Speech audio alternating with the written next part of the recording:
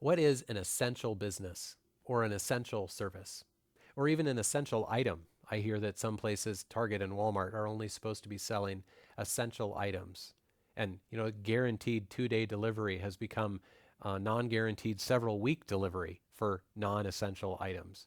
So what's an essential business? What's an essential job within a business? How about colleges and camps? Are they essential? How about vacations, sports, concerts? What's essential? There have been a couple times recently when I've stumbled across to-do lists from before the shutdown or right before the shutdown began. And those have been kind of sad and also thought-provoking moments because there are a lot of things on those lists that just don't matter anymore right now.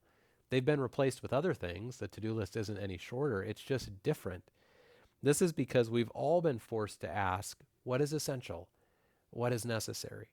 Now, it's good for us to remember that for people in some other parts of the world, life is always centered upon just daily necessities. But here in the West, many people have been able to live a life that involved a lot of things beyond those basic life necessities, all sorts of bonuses beyond the food and raiment with which God says we should be content. So now we find ourselves in a powerfully important moment, for we get to ask the question, what is necessary? When we ask that question, we have to remember that we're living under the curse. And Genesis 3 makes it clear that the curse is frustrating and limiting.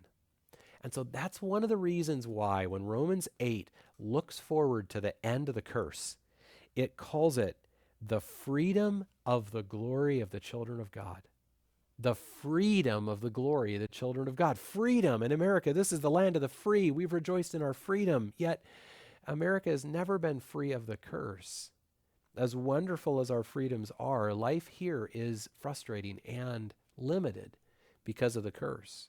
The true land of the free will be heaven, when we are actually completely free to enjoy all the good things God created. Not just the basics, not just the essentials, but all good things will be freely enjoyed in heaven. So we look forward to that day with hope and gratitude because of Jesus. He is the one who died for our sin to make us God's children so that the freedom of the glory of the children of God could someday be ours. But until then, we are living in a world with frustrating limitations, a world where we're required to ask what is essential, even though we don't want to. So while we live here below, we have to remember that no earthly circumstance can take away from us the one thing that Jesus said is essential. Luke chapter 10, verses 38 through 41. While they were traveling, he entered a village, and a woman named Martha welcomed him into her home. She had a sister named Mary who also sat at the Lord's feet and was listening to what he said. But Martha was distracted by her many tasks, and she came up and asked, Lord, don't you care that my sister has left me to serve alone? So tell her to give me a hand. The Lord answered her, Martha, Martha, you are worried and upset about many things, but one thing is necessary.